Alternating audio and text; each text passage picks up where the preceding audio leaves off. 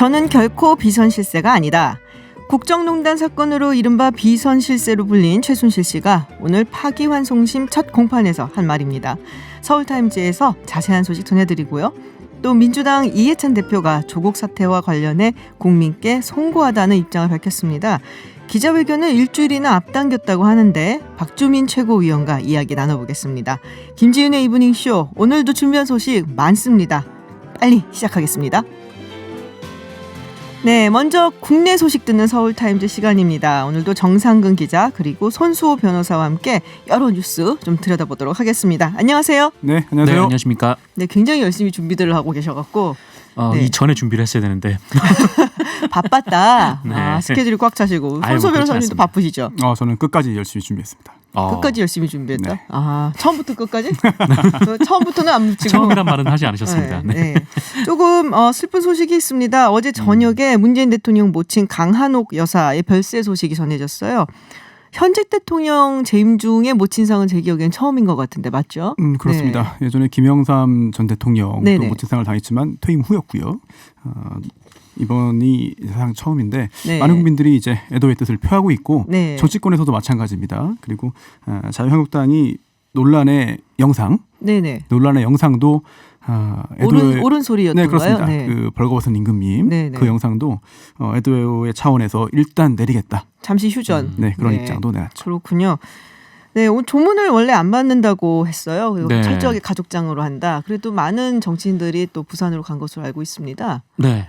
갔는데 이 조문은 정작 못한 분들이 많아요. 네. 어제 김현미 국토교통부 장관도 내려갔는데 조문을 못했고 또 오거돈 부산시장이 부산이 장지니까요. 그 부산시장도 조문을 갔는데 하지 못했습니다. 그리고 김두관 의원도 2번 정도의 조문을 위해서 대기를 했는데 결국 조문을 못했어요. 그러니까 이 문재인 대통령이 결국 오늘 새벽에 SNS에 페이스북에 이제 글을 올렸는데 청와대, 정부, 정치권 다 조문을 오지 마시고 평소와 다름없이 국정을 살펴달라 이렇게 당부까지 했습니다. 근데 이제 손학규 바른미래당 대표 그리고 정동영 민주평화당 대표가 오늘 아침에 내려가서 조문을 했는데 아무래도 이 야당 대표들의 조문까지 물리치는 게 대통령 입장에서는 좀 애매했던 좀 그런 상황이 있었던 거죠. 네. 그래서 이 문재인 대통령도 조문을 받았는데 여기에 또 이제 황교안 자유한국당 대표, 이 나경원 원내대표도 조문을 하러 가겠다라고 입장을 밝혔었던 그런 상황이죠. 그래서 좀 오늘 나온 보도에 따르면 이 결국 그 청와대에서는 야당 대표들 그리고 이 7대 종단 대표들 정도의 조문은 받겠다 이렇게 문재인 대통령이 밝혔다고 합니다. 네, 지금 해리스 주한미국 대사가 빈소를 조문을 했다고 방금 속보가 떴습니다. 삼가 고인의 명복을 빕니다. 네, 다음 소식으로 넘어가 보도록 하겠습니다. 유시민 노무현 재단 이사장이 그 윤석열 검찰총장이 조국 전 법무부 장관 그 지명 당시 이제 전부터 내사를 했다라는 관련 반응을 어제 유튜브에서 공개를 했어요. 근데 사실 조금 조심스러운 부분이 유시민 이사장이 또 이게 추측이다, 나의 추측이다라는 얘기도 사실 좀 했었고 입장은 그랬던 것 같아요. 내사를 할 수 있는데 왜 내사한 거 인정 안 하냐, 이런 얘기가 입장이 나왔어요. 조금 자세히 전해주시죠. 네, 그러니까 유시민 이사장이 이 윤석열 검찰총장이 이 문재인 대통령에게 발언을 전할 수 있는 모 관계자와 이 사석에서 만나서 건넨 말이다라면서 그 전언을 다시 전했는데요. 윤석열 검찰총장이 이 관계자한테 이렇게 얘기를 했다라는 거죠. 그러니까 조국을 법무부 장관에 임명하면 안 된다. 내가 봤는데 몇 가지는 아주 심각하다. 법대로 하면 사법처리감이다.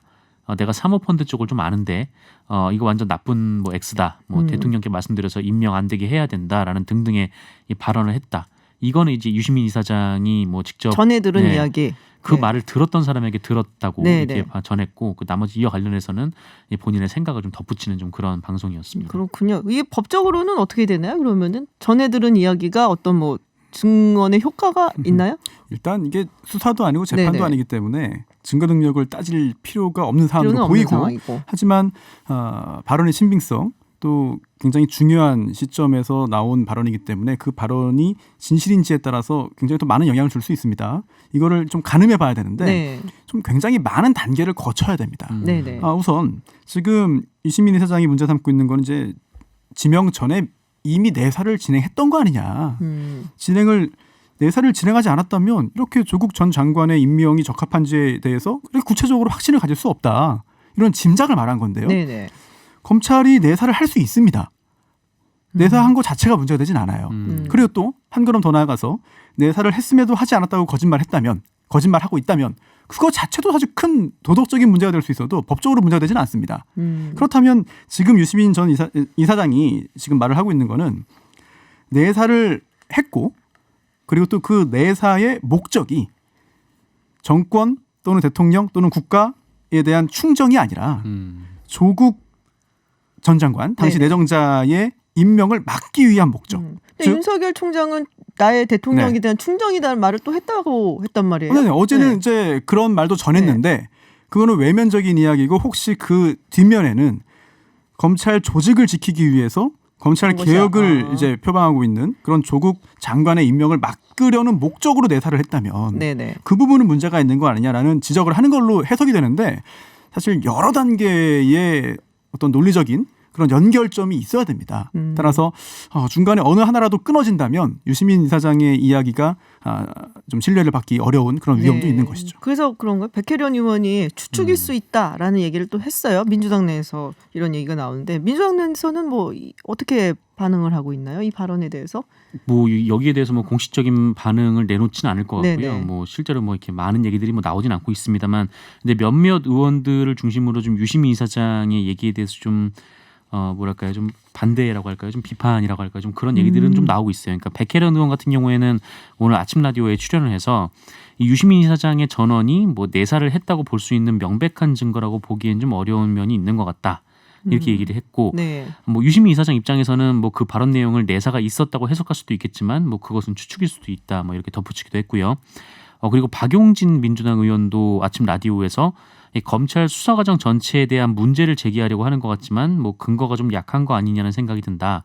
뭐 녹취가 나오거나 결정적으로 들은 사람이 나와서 증언을 할 것이라고 생각을 했었는데 뭐 전에 들은 이야기를 재구성해서 전달한 것이 뭐 이게 좀 논쟁이 우리 사회 공익에 도움이 될까 뭐 이런 우려가 있다 이렇게 주장하기도 했습니다. 그렇군요.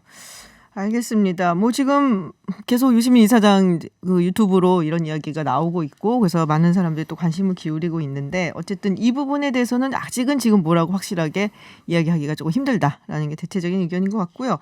네, 다음 소식 전해보도록 하죠. 이석채 전 회장, KT 이석채 전 회장이 1심에서 징역 1년 실형을 선고를 받았습니다. 이게 부정 채용을 지시했다는 것이죠. 네. 그리고 이거가 사실은 어떻게 보면 김성태 의원하고 또 연관이 좀 있는 거고요. 그렇습니다. 유죄 판결이 나왔고 또 징역형이 선고됐습니다. 징역 1년인데요. 유사한 다른 사례와 좀 비교해 보는 것도 중요할 것 같습니다. 형량을.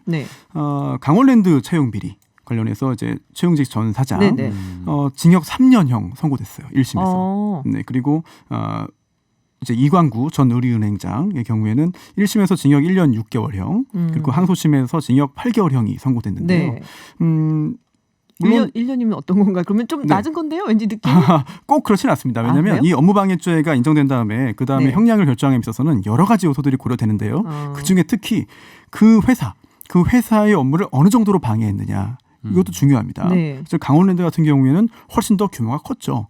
이런 것들이 반영된 것이고 그리고 또 이번에 검찰도 이야기 지적했습니다만 재판 과정에서 내내 계속해서 부인을 했습니다.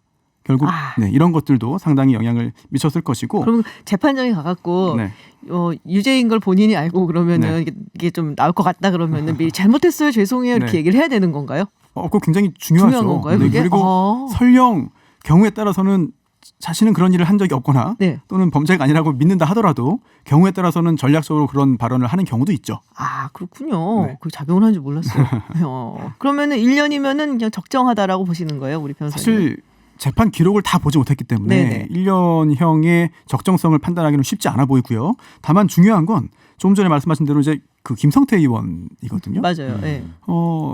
오늘 이석채 전 사장에 대해서 형을 선고한 징역 1년형을 선고한 그 재판부가 역시 동일하게 그 재판부가 김성태 의원 재판도 합니다. 그래요? 그렇다면 논리적으로 다른 판단이 나오기 좀 어려운 상황 아닌가 이런 생각이 드는데요. 하지만 또 변수는 또 하나 있어요. 김성태 의원의 딸이 증인으로 채택됐습니다. 그래서 다음 김성태 의원 재판, 즉 아버지 재판에 딸이 증인으로 나와서 증언을 하게 되거든요. 네네. 거기서 과연 어떤 이야기 나올지도 굉장히 궁금합니다. 그렇군요. 이게 이제 김성태 의원이 그러니까는 이 이석채 회장한테 뭐 뇌물을 받은 혐의인 거잖아요. 당시 이제 2012년 환노위 국정감사 때 증인 채택을 무산시킨 걸로 그게 이제 사실은 뭐 딸을 채용시켜 주는데 이제 뇌물이었다 그것을 뇌물로 인정한 건데 일단 김성태 의원 입장은 나온 게 있나요? 이 별다른 입장이 나온 건 아직 없는 것 같습니다. 본인 페이스북에도 가봤는데 네, 아직 뭐 별다른 입장이 나온 건 없고요. 고민하고 있지 않을까. 한국당에서는 별 얘기 없어요? 네, 뭐 자유한국당도 마찬가지고요. 네. 그 지난 원내대표였는데 참 조용하네요, 자유한국당. 김성태 전 의원 사건이 쭉 진행되면서 봤는데 뜻밖에도 이 김성태 의원과 관련돼서는 별로 자유한국당에서 논평이 잘 안 나왔어요. 근데 일전에 한번 이제 한겨레 신문이 이 보도를 최초로 했었는데 좀 독특하게도 이 한겨레 신문의 기자를 찝어서 비판을 하는 그런 논평이 나온 적이 있었거든요. 네네. 근데 여기에 대해서 이 논평이 좀 나오게 하기 위해서 좀 김성태 의원이 많이 노력을 했었다라는 얘기를 좀 전해드린 바가 있습니다. 그렇군요. 특히 오늘 재판에서 유죄 판결을 선고하면서 재판부가 한 이야기 중에 좀 와닿는 부분이 있는데요. 이 부정 채용은 입사 과정에서의 공정성을 기대하고 신입사원 채용에 응시한 지원자들에게 좌절감을 안겨줬음이 자명하다. 이런 표현을 쓰면서 강하게 질책했고 그 이석채 전 회장 외에도 또 KT 전 임원 등이 역시 다 유죄 판결을 받았어요. 그렇다면 김성태 의원 같은 경우에도 어떤 극적인 어떤 반전의 계기를 무언가를 찾아내지 못한다면 역시 유죄 판결이 선고될 가능성이 더욱더 높아진 것이 아닌가 이런 생각이 듭니다. 그렇군요. 알겠습니다. 선거 계절이 슬슬 다가옵니다. 각 당에서 지금 뭐 인재 영입한다라는 얘기가 슬슬 나오고 있는데요. 내일 황교안 대표가 첫 인재 영입 명단을 발표한다고 합니다. 인물이 몇몇 보도가 나왔죠. 그리고 많은 반응이 있습니다. 지금 여당 더불어민주당 측에서는 고맙다라는 말까지 나오고 있는데 어떤 분들이길래 고마웠기지 한지. 보통 막 이제 뭐 축구 같은 경우 막 선수 영입을 해가지고 이제 떠들썩하게 입단식을 하면 보통 이제 다른 클럽에서 이제 유명한 선수들을 데려올 때 그렇죠. 그렇게 입단식을 하잖아요. 근데 자기 이제 팀 서포터즈를 불러놓고 입단식을 다른 팀에서 안 데려오고 자기 2군 선수를 올려서 입단식을 하는 2군 선수라고 지금 표현을 했어요. 이런 좀 모양인 것 같은데 왜냐하면은 다 이제 짐작을 하시는 분들이었을 거예요. 그러니까 인재 영입이라기보다는 아마 이 사람이 나오지 않을까라고 이미 생각을 했던 분들이기 때문에 좀 그런 말이 저는 아니었어요. 설마 했거든요. 네, 그 거론되는 분들이 이제 박찬주, 그리고 이제 이진숙 전 MBC 기자. 이렇게 되어 있죠. 이진숙 전 MBC 기자 그리고 박찬주 대장, 박찬주 전 대장. 이분이 갑질 논란이 있었던 걸로 제가 기억이 나는데. 그렇죠. 이게 그리고 재판도 있지 않나요? 하나 걸려 있는 것이? 재판도 있는데 사실 이 갑질 논란 관련해서는 제가 알기로는 이게 혐의 입증이 안 돼가지고 뭐 다른 이제 뇌물수수 관련된 재판으로 좀 진행이 됐던 것 같고 뭐 그 뇌물수수 재판 결과가 뭐 아마 뭐 이렇게 그렇게 좀 결론이 좀 나왔던 것 같습니다. 갑질은 일단 이 박찬주 전 대장은 혐의가 없다. 다만 배우자에 있어서는 이제 문제가 있다는 그런 검찰의 판단이 있었고요. 그리고 뇌물은 1심에서 유죄였어요. 그런데 2심에서 대가성 부분에 있어서 입증이 부족하다 하면서 무죄 판결이 나왔고요.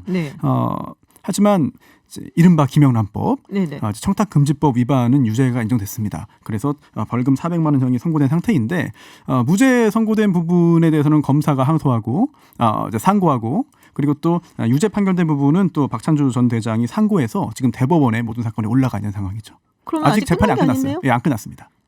그래도 되는 건가요, 그러면? 정치적으로 유리하다고 판단을 했겠지만 과연 유리한지는 의문입니다. 그렇군요. 이진숙 전 대전 MBC 사장 같은 경우에는 물론 이제 종군 기자로 굉장히 유명했었지만 중동에 근데 노조탄압 이야기도 좀 있었고 여러 가지 논란이 좀 있는 분이었던 걸 기억하는데요. 물론 정치권에서 특히 유력 정당에서 총선을 앞두고 영입을 한다면 그 영입 인사의 어떤 유명세, 인지도 굉장히 중요하거든요.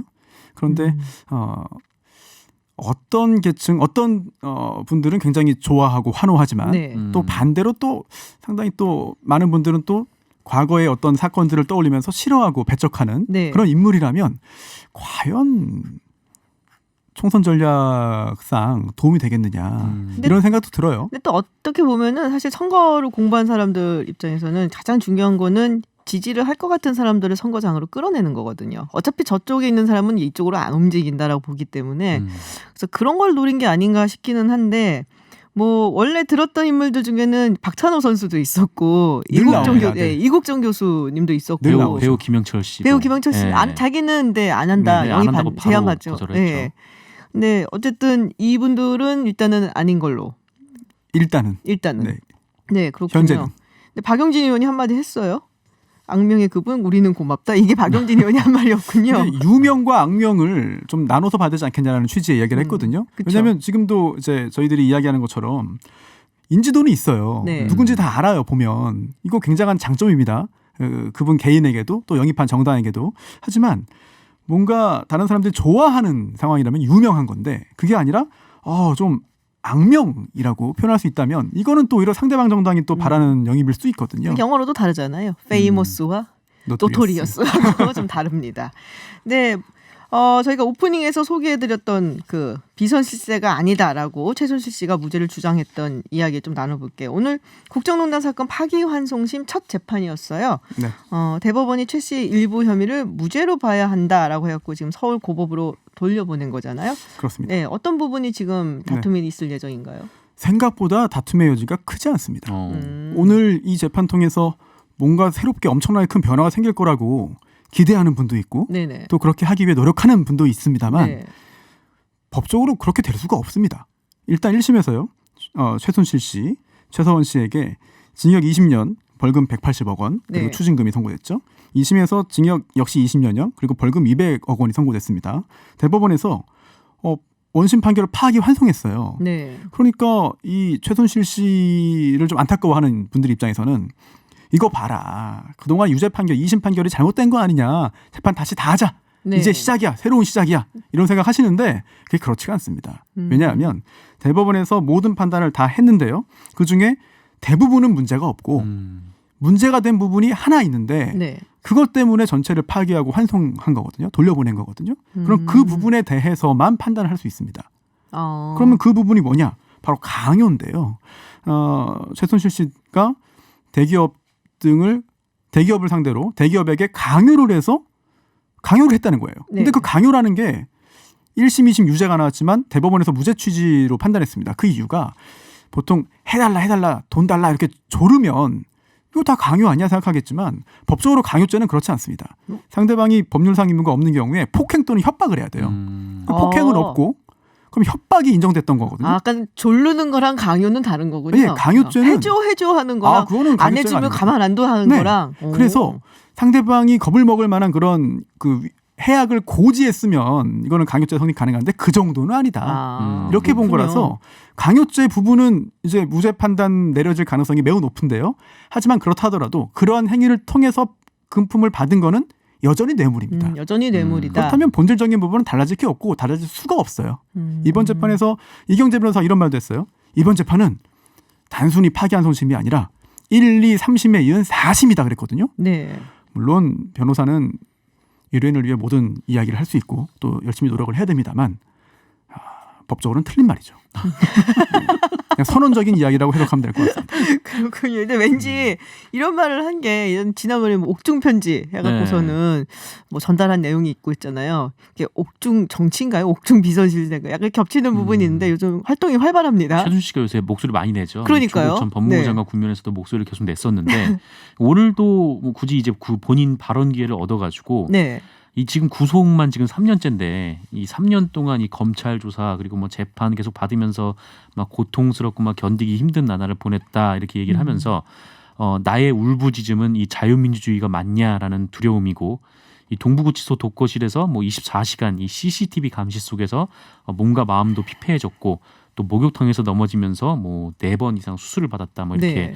좀 호소를 하기도 했습니다. 뭐 그러면서 이제 재판장에서 나는 결코 비선 실세가 아니다 이렇게 외치기도 했는데 그러면서 이제 대통령을 이용해서 뭐 개인적인 사익을 취한 적도 없다 뭐 이렇게 얘기도 하기도 했죠. 근데 이 박근혜 전 대통령에게 얼마 전에 편지를 보냈을 때도 뭐 이제 뭐 개인적인 사익을 뭐 취한 거지만 어쨌든 대통령과 이제 공모 관계가 아니다라는 그런 얘기를 주로 네. 좀 많이 했었거든요. 뭐 그 연장선상에서 좀 이런 얘기를 한 것 같습니다. 그렇군요. 오늘 뭐 하여튼 얘기가 굉장히 많습니다. 마지막으로 하나 여쭤봐야 될 게 지금 캐나다에 있는 윤지호 씨, 고 장자연 씨의 사건의 증인으로 한국에 왔었다가 여러 가지 이제 불미스러운 일로 지금 뭐 사람 굉장히 경찰이 쫓고 있는데 어떻게 보면은 체포영장을 발부를 했어요, 경찰이. 이게 무슨 의미인가요? 네, 경찰이 이제 신청을 했고 네. 검사가 지난번에 한 차례는 이제 반려했습니다. 네. 아예 그 청구도 하지 않고. 그런데 그 후에 보강 수사가 있었고 이 정도면 됐다라고 판단해서 검사가 법원에 청구했는데 이게 발부된 겁니다. 그럼 이제 체포영장이 나왔으니까 체포를 할 수 있어요. 있잖아요. 그렇습니다.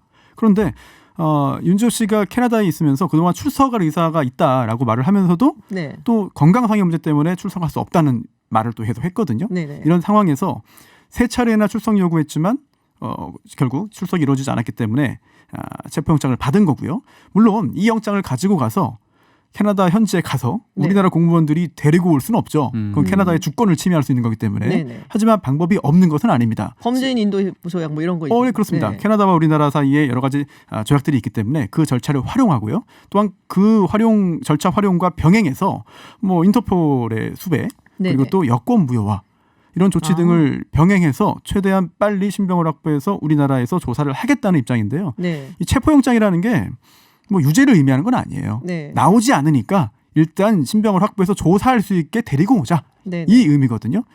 하지만 윤지호 씨가 그동안 했던 언행에 있어서의 의문점. 좀 논란이 많았죠. 네, 사실. 그런 것들에 대해서 좀 의아해했던 분들은 이거 봐라. 체포영장 발부될 정도 아니냐라고 하면서 더더욱 이제 의심스러운 눈을 보내고 있죠. 사실 이제 논란이 좀 많았기 때문에 공익제보자의 입장으로 처음에는 이해를 했었는데 이게 조금 문제가 있는 게 아니냐 얘기가 많이 나왔단 말이에요. 그러면은 많은 공익제보자들을 위해서라도 본인이 뭐 자기는 꺼리낄 것이 없다면 빨리 와서 사실 증언을 해주는 게 뭐 더 좋은 것이 아닌가라는 생각도 좀 듭니다. 어쨌든 오랜만에 들었어요, 이 이름 윤지호. 그래서 소식을 전해드렸습니다. 너무 많아갖고 오늘 시간이 좀 더 있었으면 좋겠는데 여기서 맞춰야 될 것 같습니다. 네, 지금까지 손수호 변호사 그리고 정상근 기자와 함께했습니다. 오늘 고맙습니다. 감사합니다. 해외 핫한 뉴스를 알아보는 서울타임즈 시간입니다. 전지현 캐스터와 함께합니다. 어서 오세요. 네, 안녕하세요. 네, 역시 미국부터 먼저 가봐야겠습니다. 트럼프 대통령이 뭐 이게 이 얘기를 했다고 뭐 기자가 쓴 게 아니라 네. 이게 책에 나온 이야기입니다. 매티스 전 미국 국방장관 비서관이 책을 발표를 했는데 거기서 트럼프 대통령이 한국에 70조 원의 방위비를 요구했다. 네. 뭐 이 얘기가 있어요. 그렇습니다. 매티스 전 국방장관의 연설비서관 스노드그래스가 선을 지키며라는 책을 네네. 발표했는데요. 그러니까 재작년 초랑 작년 1월에 미국 국방부가 트럼프 대통령에게 보고한 브리핑 내용을 이 책이 담은 거예요. 근데 트럼프 대통령이 동맹에 대해 이렇게 생각하고 있다 이런 얘기를 나타낸 건데 트럼프 대통령이 특히 한국에 대해서 미국을 심하게 이용하고 벗겨먹는 나라라면서 노골적으로 비난을 했다 이렇게 적었습니다. 벗겨먹는 나라를 영어로 뭐라고 표현했을까? 그러게요. 리법이라고 썼을 것 같긴 한데. 주한미군 주둔에 대해서도 손해보는 네. 거래다 이건. 그래서 1년에 600억 달러 우리 돈으로 한 70조 원을 내면 그건 괜찮다 이렇게 언급을 했다라는 내용이 네. 담겼습니다. 올해 트럼프 행정부가 방위비 분담금 협상장에서 요구한 금액의 12배나 6조 되는 예, 거니까요. 원을 하고 네, 있죠. 엄청난 액수죠.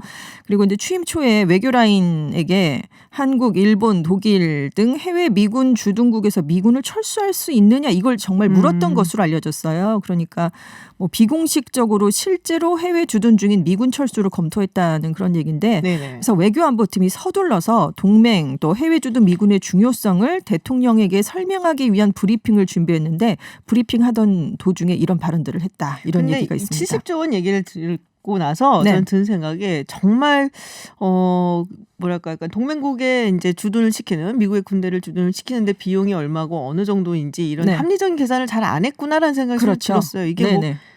70조 원 말이 안 되는 말이 안 되는 정말 천문학적인 액수다. 다 이렇게 표현을 하고 있잖아요. 정말 잘 몰랐구나 네. 라는 생각이 조금 들기는 하더라고요. 그렇습니다. 네. 그래서 매티스 전 장관에게 대해서 이제 이 책을 내용에 대해서 한번 물어본 거예요. 그랬더니 의사결정 과정에서 역할을 하지 못한 하급 실무자의 책이다라고 얘기는 했지만 네. 내용 자체를 부인하진 않았다고 합니다. 그러면 뭐 사실이 아닌 것은 아니다. 네. 그러니까 뭐 긍정도 부인도 하지 않는 그런 그러니까 이제 거죠. 방위비분담금 협상에서 6조 얘기가 나오는 거고. 그렇습니다. 그래서 우리가 정말 대비를 잘 해야 되겠구나. 이걸 얼마나 깎을 수 있을 것인가. 여기에 지금 이제 초점이 맞춰질 전망인데요. 네. 지금 2차 회의까지가 끝나고 다음 달에 3차 회의가 열릴 예정이거든요.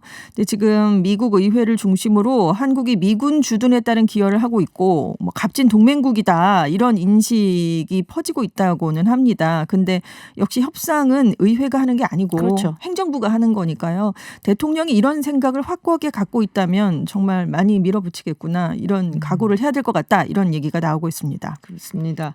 근데 국내적으로도 좀 시끄러워요. 지금 우크라이나 스캔들, 이게 탄핵 조사, 네. 그 절차를 위한 그 결의안을 공개를 하고 목요일 현지 시간 목요일로 이게 포켓에 붙여질 예정입니다. 네, 그렇습니다. 하원정보위원회의 공개 청문회 및 증인의 증언 공개 등을 위한 절차를 규정한 결의안인데요. 그동안 비공개 증언 위주로 탄핵 조사가 이루어졌거든요. 네. 근데 이제 앞으로는 공개 청문회 중심으로 본격 전환될 전망입니다. 그래서 하원정보위원회 애덤 시프 정보위원장의 주도적 역할을 부여하게 돼서 이 시프 위원장이 증인들에 대한 신문이라든가 관련한 뭐 광범위한 권한들을 갖게 됐고요. 질의 시간이 더 연장될 예정입니다. 네.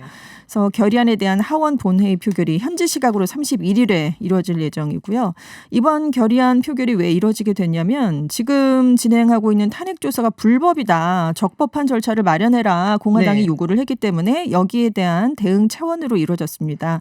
그래서 민주당이 이번 표결을 통해서 탄핵 조사의 정당성을 좀 강화해서 앞으로 탄핵 드라이버에 한층 더 속도를 내겠다. 이런 계획인데요.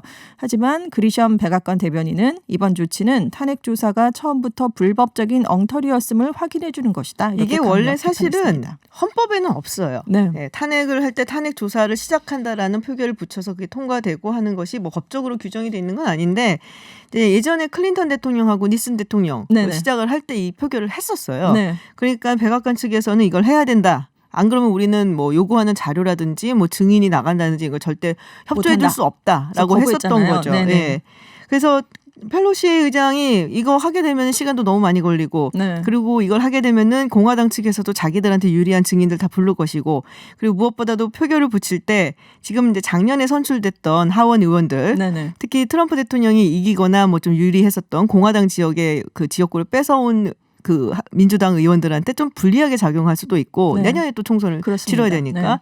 그래서 좀 안 하려고 했던 것인데 지금 요새 이제 탄핵에 대한 의견이 좀 높아지고 있고 지지율도 높아지고 있고 그리고 자꾸 이제 백악관 측에서 빼니까 그렇습니다. 그렇다면은 하자 하고선 네. 지금 한 거거든요. 그러니까 결정적으로 문서도 안 주고요. 증인의 네. 증언도 막고 있고 뭐 계속 뭐 우리는 절대 뭐 가서 증언할 수 없다 하지 말아라 뭐 이렇게 얘기를 했었잖아요. 트럼프 네네. 행정부가. 그래서 아예 법적으로 이렇게 절차를 좀 갖추고 있습니다. 그렇군요. 지금 뭐 펠로시 의장이 만만한 사람이 아니거든요. 아, 대단한 사람이기 때문에 어떻게 보면 정치 초년생이라서 트럼프 대통령이 본인의 네. 어떤 동물적인 본능 그런 걸로 네. 굉장히 많이 뭐랄까 잘 맞서고 있기는 한데 정말 내공이 보통인 사람이 아니라 갖고 지난번에도 왜 삼류 정치인이다 당신은 네. 그랬더니 당신이 좀 정치를 좀 알았으면 좋겠다 이렇게 펠로시 의장이 맞받아쳤잖아요. 네. 근데 지금 또 뭐 설정이 좀 오가고 있는 것 같아요. SNS에서. 그렇습니다. 29일에 트럼프 대통령이 트위터에 얼마나 더 많은 반트럼프 사람들을 종용해서 완벽하게 적절했던 우크라이나와의 전화 통화 내용에 대해서 증언하도록 할 것인가. 녹취록을 읽어라 이렇게 네. 보낸 거예요.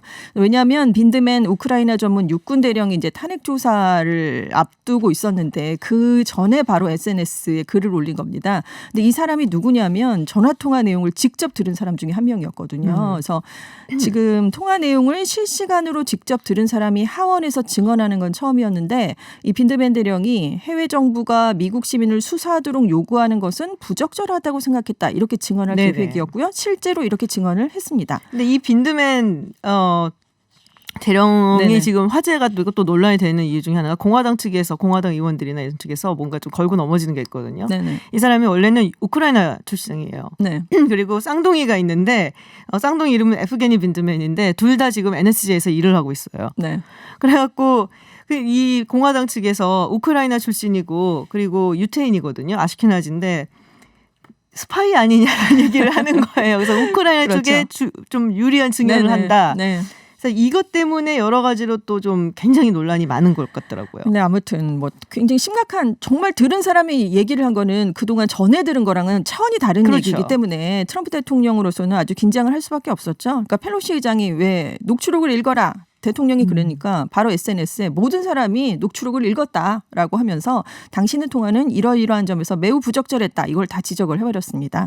그 이후에 트럼프 대통령이 또다시 이제 보냈는데요. 신경질적인 펠로시가 공화당을 무너뜨리기 위해 할 수 있는 모든 것을 하고 있다. 아무것도 하지 않은 민주당은 2020년에 모든 의석을 잃을 것이다. 이런 비난의 글을 또다시 보냈습니다. 그렇군요. 네. 알겠습니다. 다음 소식은 일본 소식인데 문재인 대통령이 아베 총리한테 조기 정상회담이 필요하다는 뜻을 담은 친서를 전했고 근데 일본 정부가 다음 달 중에는 정상회담을 하지 않을 방침이다라고 요미우리 신문이 전했다고 그렇습니다. 합니다. 오늘 보도를 했는데요. 왜 아베 총리가 이낙연 국무총리와의 회담에서 조기 정상회담을 권하는 문 대통령의 친서를 받긴 했는데 일본 정부는 징용 피해자에게 배상을 명령한 한국 대법원의 판결에 대한 자신들의 요구를 한국이 수용하는지 당분간 더 지켜볼 필요가 있다고 판단했다. 이런 것으로 알려졌다. 이런 보도를 했습니다. 그래서 아베 총리가 친서를 받으면서 일한 관계를 건전한 관계로 돌리는 계기를 만들 것을 우리 측에 요청을 했다. 또 이렇게도 전했습니다.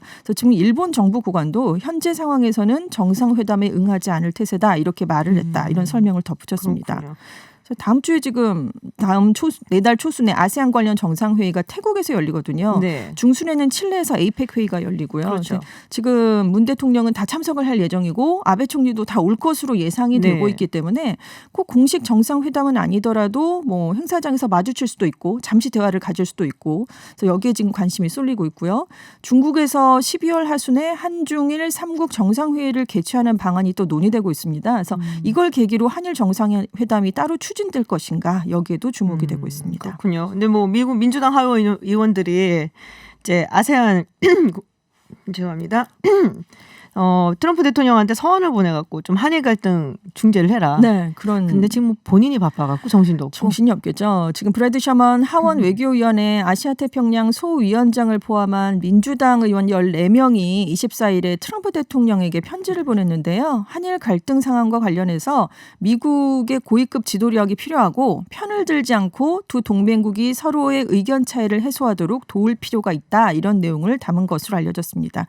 지금 지소미아 종료를 앞두고 있으니까 네. 미국에서는 트럼프 행정부가 한일 갈등 중재에 적극적으로 나서야 된다. 이런 목소리가 계속 나오고 있습니다. 알겠습니다. 시간이 없어갖고 네. 소식이 더 있는데 오늘 여기까지 네네네. 전해드리고 내일 또 전해드려야 될 것 같습니다. 네, 지금까지 전지현 외신캐스터였습니다. 고맙습니다. 네, 감사합니다. 저희가 서울타임즈 국내 뉴스 시간에 자유한국당에서 박찬주 전 대장을 영입할 것이다 라는 소식을 전해드렸는데요. 방금 들어온 뉴스에 따르면은 한국당 최고위원들이 박찬주 전 대장 영입 관련해서는 갑질 논란 인물 영입은 국민 감정과 배치된다라고 반대 의견을 전달을 했다고 합니다. 방금 들어온 뉴스입니다.